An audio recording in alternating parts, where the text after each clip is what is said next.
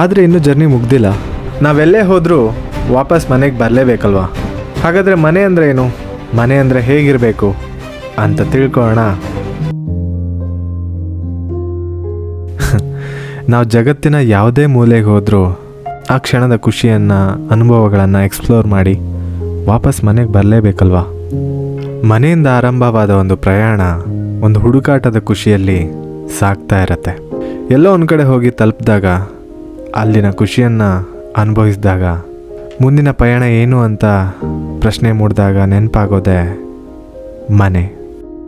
ಮನೆ ಅಂದರೆ ಹೇಗಿರಬೇಕು, ಮನೇಲಿ ಏನೇನೆಲ್ಲ ಇದ್ದರೆ ನಿಜವಾದ ಖುಷಿ ಸಿಗತ್ತೆ ಅಂತ ತಿಳ್ಕೊಳ್ಳೋಣ ಈ ವಿಡಿಯೋದಲ್ಲಿ. ದಯವಿಟ್ಟು ಈ ವಿಡಿಯೋನ ಪೂರ್ತಿಯಾಗಿ ನೋಡಿ, ಹಾಗೆ ಈ ಚಾನಲ್ನ ಸಬ್ಸ್ಕ್ರೈಬ್ ಮಾಡಿ. ಈ ಮಲೆನಾಡು ಕಡೆ ಬಂದಾಗ ಎರಡು ವಿಷಯ ತುಂಬಾ ಖುಷಿ ಕೊಡುತ್ತೆ. ಒಂದು ಇಲ್ಲಿನ ಪರಿಸರ, ಇನ್ನೊಂದು ಆ ಪರಿಸರದ ಮಧ್ಯೆ ಇರುವ ಮನೆಗಳನ್ನು ನೋಡಿದಾಗ.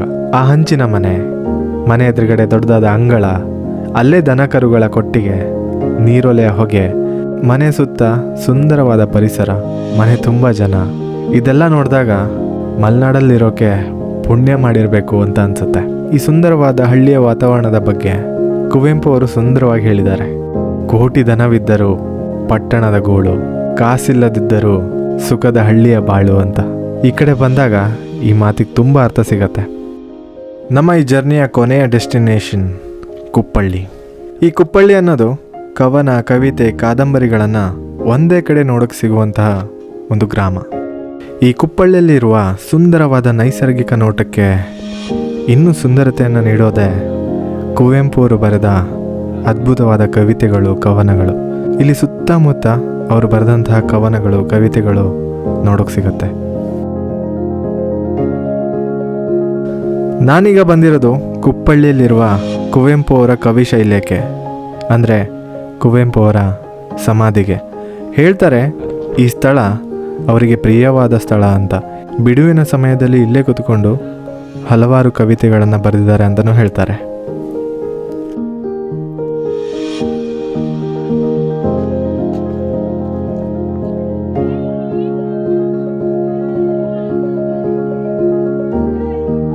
ಕುವೆಂಪು ಅವರ ಹಲವಾರು ಕವಿತೆಗಳಲ್ಲಿ, ಕವನಗಳಲ್ಲಿ ಪ್ರಕೃತಿಯ ಸೌಂದರ್ಯವನ್ನು ಸುಂದರವಾಗಿ ವರ್ಣಿಸಿದ್ದಾರೆ. ಆ ಕವಿತೆಯನ್ನು ಕೇಳಿದರೆ, ಓದಿದರೆ, ಈ ಸ್ಥಳಕ್ಕೆ ಬಂದು ಇಲ್ಲಿನ ನೈಸರ್ಗಿಕ ನೋಟವನ್ನು ನೋಡ್ತಿದ್ರೆ ಆ ಕವಿತೆ, ಕವನಗಳಿಗೆ ಅರ್ಥ ಸಿಗತ್ತೆ.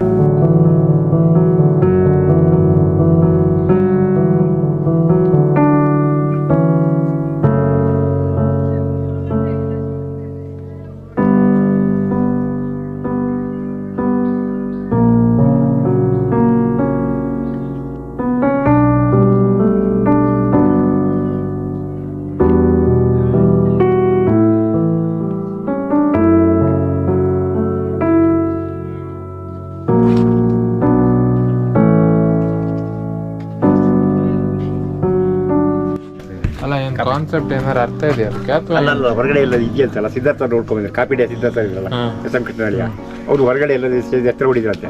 ಅದಕ್ಕೆ ಇದು ಮಾಡಿದ್ರು, ಅವರೇ ಡೊನೇಷನ್ ಕೊಟ್ಟಿದ್ದು, ಗಿಡ ಅವ್ರದ್ದೇ ಟೆಸ್ಟ್ ಅವ್ರಲ್ಲ. ಅಂದರೆ ಈ ಥರ ಇದೇ ಥರ ಅವರೇ ಕೈ ತಂದು ನಿಲ್ಲಿಸಿ ಎಲ್ಲ ಮಾಡ್ಕೊಟ್ಟಿದ್ದವ್ರೆ ಟೆಸ್ಟಿಗೆ. ನಮ್ಮ ನಾನು ಹೊರದೇಶದಲ್ಲಿ ಹಿಂಗಿದೆ ಇದೆಯಂತೆ, ಅದು ನೋಡ್ಕೊಂಡ್ಬಂದು ಇದು ಮಾಡಿ ಸರ್. ಕೈನೂ ಇರಲಿಲ್ಲ ಅವಾಗ, ಅವಾಗ ಕೈನು ಹೊರದೇಶದಾಗ ಬಂದವರು. ಎಷ್ಟನೇ ಇಶ್ಯೂ ಮಾಡಿ? 20 ವರ್ಷ ಆಯ್ತು ಸರ್ ಮಾಡಿ. ಇದು ಮಾಡಿ 20 ವರ್ಷ ಆಯ್ತು. ಫುಲ್ ಬಂಡೆಕಲ್ಲೇ ಇದು. ಇದು ಕಾರ್ಕಳದ್ದು ಸರ್, ಕಲ್ಲು ಇದಿದಲ್ಲ, ಕಲ್ಲು ಇವೆಲ್ಲ ಕಾರ್ಕಳದ್ದು ಇದಿದಲ್ಲ. ಈ ಕಲ್ಲು ಬರಲ್ಲ, ಈ ಕಾರ್ಕಳ ತರೋಕೆನೇ ಬೇಕಲ್ಲ. ಲಾರಿ ಎರಡು ಲಾರಿ ತಗೊಂಡು ನಾವು ಸಣ್ಣ ಹುಡುಗರು ನೋಡ್ಕೊಬರ್ತಿದ್ದೀವಿ. ನೀವು ಇಲ್ಲೇ ಇದ್ರಾ ಅವಾಗ? ನಾವು ಇದ್ದೀವಿ, ನಾವು ಇಲ್ಲೇ ಕೆಲಸ ಮಾಡ್ಕೊಂಡಿದ್ದೀವಿ ಮನೆಯಲ್ಲಿ. ಆ ಕಲ್ಗಿಲ್ಲ ಇದೆ ಅಲ್ಲ, ಅದೇನಕ್ಕೆ ಇಲ್ಲೇ ಬಂದು ಅವ್ರ ಕೈ ಬರೀತಿದ್ರು ಅವ್ರು ಸಣ್ಣಕ್ಕಿದ್ದಾಗ, ನಮ್ಗಿಂತ ಮುಂಚೆ ನಾವು ಕಡಿಗೆ ನೋಡಿ ಬರೆದಿದ್ದು. ನಾವು ನೋಡಿದ ಕಡಿಗೆ ಅವ್ರು ಬರೆದು ಹೋಗಿದ್ರು ಅವಾಗಲೇ. ಅವ್ರು ಇಲ್ಲಿದ್ದಾಗ ನೀವು ನೋಡಿದಿರ? ಅವಾಗ ಅವ್ರು ನೋಡಿದ್ರು, ನಾವು ಮೈಸೂರಿಗೆ ಹೋಗಿ ಬಂದಿ ಮೇಲೆ ನೋಡಿದ್ದು. ಅವ್ರು ಅವಾಗಲೇ ಬರೆದಿದ್ರು. ಅಲ್ಲ, ನೀವು ಇಲ್ಲಿದ್ದಾಗ ಅವರಿಗೆ ನೋಡಿದ್ದೀರಾ? ನೋಡಿದ್ದೀವಿ ಅಷ್ಟೇ. ನಾವು 2ನೇ ಕ್ಲಾಸ್ ಇದ್ದಾಗ ನೋಡಿದ್ದೀವಿ ಅಷ್ಟೇ. ನಾನು 76 ನೋಡಿದ್ದೀನಿ. 76 ನೋಡಿ ಅವಾಗ ಶಾಲೆ ಹೋಗ್ತಿದ್ರೆ ನೋಡಿ. 94 ಅವಾಗ ನಾವು ಇಲ್ಲಿ ಕೆಲಸ ಮಾಡ್ತಾ ಇದ್ವಿ. ಅವ್ರ ಮನೇಲಿ ಕೆಲಸ ಮಾಡ್ತಾ ಇದ್ವಿ. ಶೇಷಾಪುರ ಅಂತೀವಲ್ಲ, ಅವ್ರ ಮೇಲೆ ಕೆಲಸ ಮಾಡ್ತಾ ಇದ್ವಿ. ಅವ್ರು ಫೋಟೋಗ್ರಾಫರ್. ಆಗ ಫೋಟೋ ಗಿಟ್ಟ, ಚಿತ್ರಗಿಟ್ಟ, ಬುಕ್ ಎಲ್ಲ ಇದಾವೆ. ಬುಕ್ ಎಲ್ಲ ಇದಾವೆ ಮಾಡ್ತಾರೆ. ಇಲ್ಲಿ ಪೂರ್ಣಚಂದ್ರ ತೇಜಸ್ವಿ ಅವರ ಗ್ಯಾಲರಿ ಇದೆ ಅಂತೆ. ಬನ್ನಿ ಒಳಗಡೆ ಏನೇನಿದೆ ನೋಡ್ಕೊಬರೋಣ.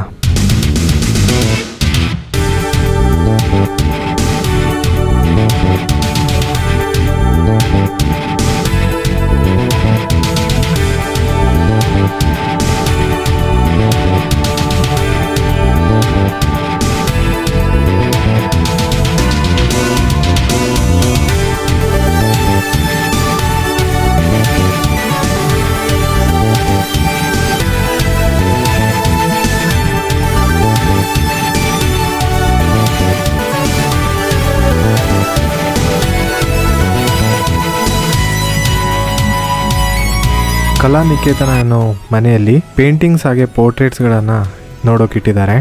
ಹಾಗೆ ಇಲ್ಲಿ ಪೂರ್ಣಚಂದ್ರ ತೇಜಸ್ವಿಯವರ ಕ್ಯಾಮ್ರಾದಲ್ಲಿ ಸೆರೆಯಾದ ಹಕ್ಕಿಗಳ ಪ್ರಾಣಿಗಳ ಫೋಟೋನ ಇಲ್ಲಿ ಬಂದಂತಹ ಜನರಿಗೆ ನೋಡೋಕೆ ಇಟ್ಟಿದ್ದಾರೆ.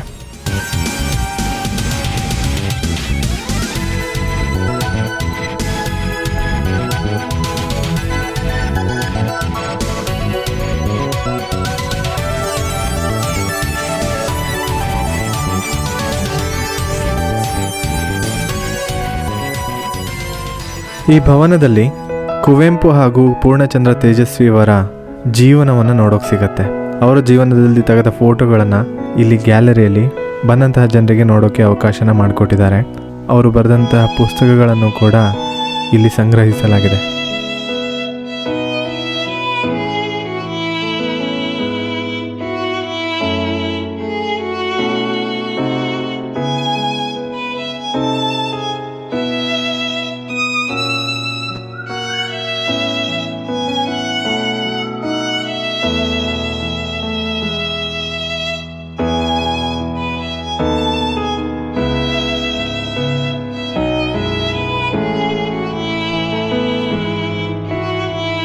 ಈಗಿನ ಕಾಲದಲ್ಲಿ ಮನೆ ಕಟ್ಟೋದು ಅಂದರೆ ಎಲ್ಲರ ಫಸ್ಟ್ ಪ್ರಿಯಾರಿಟಿ ಆಗಿರುತ್ತೆ, ಡ್ರೀಮ್ ಆಗಿರುತ್ತೆ.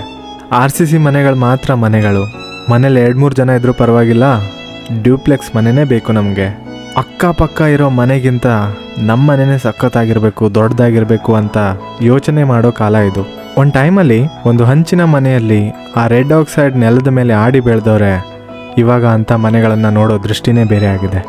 ಆಗಿನ ಕಾಲದ ಮನೆಗಳಲ್ಲಿ ಖುಷಿ, ಸಂತೋಷ ಅನ್ನೋದು ತುಂಬಿಕೊಂಡಿರ್ತಿತ್ತು. ಬಟ್ ಇವಾಗ ಯಾರಾದರೂ ಇದ್ದೀರಾ ಆ ಮನೆಯಲ್ಲಿ ಅಂತ ಕೇಳೋ ಪರಿಸ್ಥಿತಿ ಬಂದಿದೆ. ಆಗಿನ ಕಾಲದಲ್ಲಿ ಬರೀ ಮನೆ ಜನ ಅಷ್ಟೇ ಅಲ್ಲ, ಅಕ್ಕಪಕ್ಕದ ಮನೆಯವರು ಕೂಡ ಒಂದೇ ಮನೆಯ ಸದಸ್ಯರ ಥರ ಇರ್ತಿದ್ರು. ಬಟ್ ಇವಾಗ ಅಕ್ಕಪಕ್ಕದ ಮನೆಯವರು ವರ್ಷಗಟ್ಟಲೆ ಜೊತೆಗಿದ್ರು ಅಕ್ಕಪಕ್ಕದ ಮನೆಯವರು ಯಾರು ಅಂತ ಗೊತ್ತಿರಲ್ಲ. ಆಗಿನ ಕಾಲದ ಮನೆ ಎದುರುಗಡೆ ಒಂದು ದೊಡ್ಡದಾದ ಅಂಗಳದಲ್ಲಿ ಸುಂದರವಾದ ಗಿಡ ಬಳ್ಳಿಗಳು ನೋಡೋಕೆ ಸಿಗ್ತಿತ್ತು. ಅಲ್ಲಿ ಬೆಳೆದಂಥ ಹೂಗಳನ್ನು ಮನೆಯ ದೇವರಿಗೆ ಅರ್ಪಣೆ ಮಾಡ್ತಿದ್ರು. ಬಟ್ ಈಗಿನ ಕಾಲದಲ್ಲಿ ಜಾಗ ಇಲ್ಲದಿದ್ರೂ ಪರವಾಗಿಲ್ಲ, ಮನೆ ಮಾತ್ರ ಸಖತ್ತಾಗಿರಬೇಕು. ಇದ್ದ ಜಾಗದಲ್ಲೇ 4 ಗಿಡದ ಪಾಟ್ ಇಟ್ಟು ಪರಿಸರ ಪ್ರೇಮಿಗಳ ಥರ ಆಡ್ತಾರೆ. ಆಗಿನ ಕಾಲದ ಮನೆಗಳಲ್ಲಿ ಮುಖ್ಯವಾಗಿ ಜಾಸ್ತಿ ಖುಷಿ ಕೊಡ್ತಿದ್ದೇನೆಂದರೆ ಒಳ್ಳೆಯ ಸಂಬಂಧಗಳು ಜೊತೆಗಿರ್ತಿತ್ತು. ಬಟ್ ಇವಾಗಿನ ಮನೆಗಳಲ್ಲಿ ಸಂಬಂಧಗಳಿಗಿಂತ ಜಾಸ್ತಿ ಗೋಡೆಗಳೇ ನೋಡೋಕೆ ಸಿಗತ್ತೆ. ಜೊತೆಗಿರುವ ಒಳ್ಳೆಯ ವ್ಯಕ್ತಿತ್ವಗಳಿಂದ, ಸಂಬಂಧಗಳಿಂದ, ಆ ಸಂಬಂಧಗಳಿಂದ ಸಿಗುವ ಪ್ರೀತಿಯಿಂದ, ವಿಶ್ವಾಸದಿಂದ ನಿಜವಾದ ಖುಷಿ, ನೆಮ್ಮದಿ ಅನ್ನೋದು ಮನುಷ್ಯನಿಗೆ ಸಿಗುತ್ತೆ. ಇವೆಲ್ಲ ಗುಣಗಳಿರುವಂತಹ ಸ್ಥಳವನ್ನೇ ಮನೆ ಅಂತ ಕರೀತಾರೆ. ಈ ಕಾಲದಲ್ಲೂ ಒಂದು ಸುಂದರವಾದ ಪರಿಸರದ ಮಧ್ಯೆ ಇವೆಲ್ಲ ಗುಣಗಳಿರುವಂತಹ ಮನೆಯಲ್ಲಿ ಜೀವನವನ್ನು ನಡೆಸ್ತಿರೋರೆ ದೇ ಆರ್ ಗ್ರೇಟ್ ಪೀಪಲ್ ಅಂತ ಅನಿಸುತ್ತೆ. ನೀವೇನಾದರೂ ತೀರ್ಥಹಳ್ಳಿ ಕಡೆ ಟ್ರಾವೆಲ್ ಮಾಡ್ತಾ ಇದ್ರೆ ತೀರ್ಥಹಳ್ಳಿ ಹತ್ರ ಇರುವ ಕುಪ್ಪಳ್ಳಿಯ ಕುವೆಂಪು ಅವರ ಮನೆಗೆ ವಿಸಿಟ್ ಮಾಡೋದನ್ನು ಮರಿಬೇಡಿ. ಕುವೆಂಪು ಅವರ ಕಾಲದಲ್ಲಿ ಬಳಕೆ ಮಾಡುತ್ತಿದ್ದ ವಸ್ತುಗಳನ್ನು ಈ ಮನೆಯಲ್ಲಿ ಪ್ರದರ್ಶನಕ್ಕೆ ಇಟ್ಟಿದ್ದಾರೆ. ಅವರ ದಿನನಿತ್ಯ ಬಳಸುತ್ತಿದ್ದಂತಹ ವಸ್ತುಗಳನ್ನು ಕೂಡ ಇಲ್ಲಿ ಬಂದಂತಹ ಜನರಿಗೆ ನೋಡೋಕೆ ಅವಕಾಶ ಇದೆ. ಹಾಗೆ ಈ ಸ್ಥಳ ಮನೆ ಅಂದರೆ ಏನು ಅಂತ ಅರ್ಥ ಮಾಡಿಸುತ್ತೆ.